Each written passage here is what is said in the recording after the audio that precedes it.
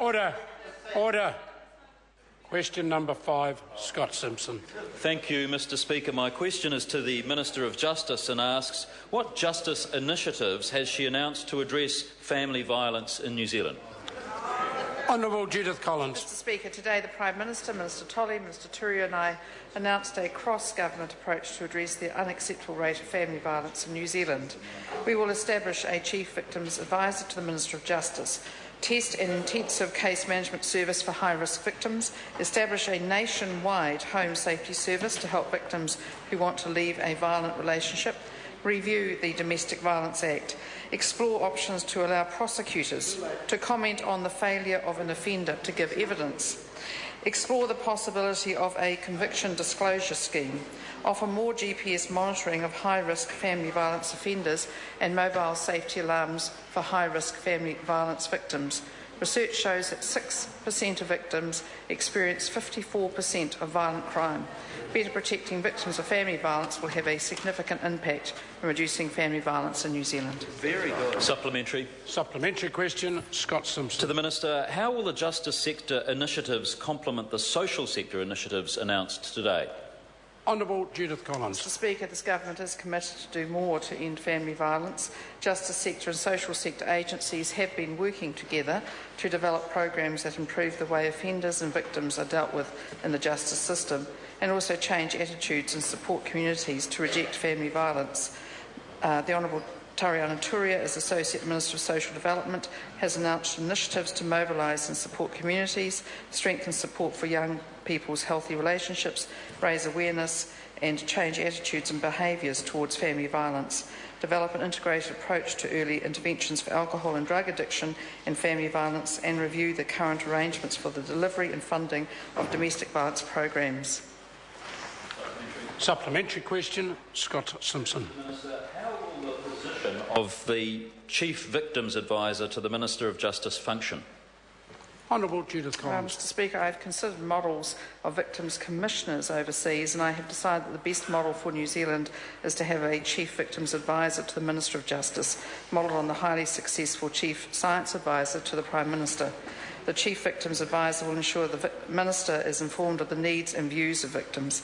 The Victims Centre, based in the Ministry of Justice, will continue to operate as the agency responsible for coordinating victims' support and victims' grants. It will also promote the new victims' codes. The Chief Victims Advisor will be expected to have a close relationship with the Victims Centre. Supplementary. Supplementary question, Andrew Little.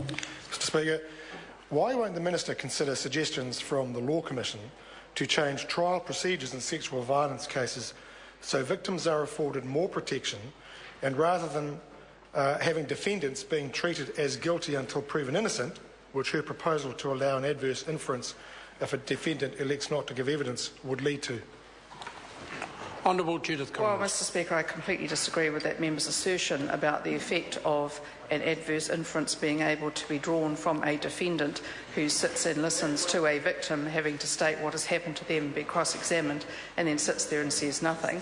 That is actually something which has been brought into the UK for some years and has been highly successful from the comments of judges and others to me. Supplementary question, Honourable Anne Tolley. To the Minister, how will the trialling of mobile safety alarms help police provide better protection to victims of domestic violence? Honourable Judith Collins. Mr Speaker, some high-risk victims currently have safety alarms installed in their homes. However, we know attacks often occur outside the home. Mobile safety alarms in the form of a bracelet or other device, which can easily be carried or worn by a family violence victim, is a much more effective tool to improve the safety and peace of mind of those who may be at risk. New Zealand Police will trial updated safety alarms, including mobile alarms with GPS technology that may be used anywhere with a cell phone signal.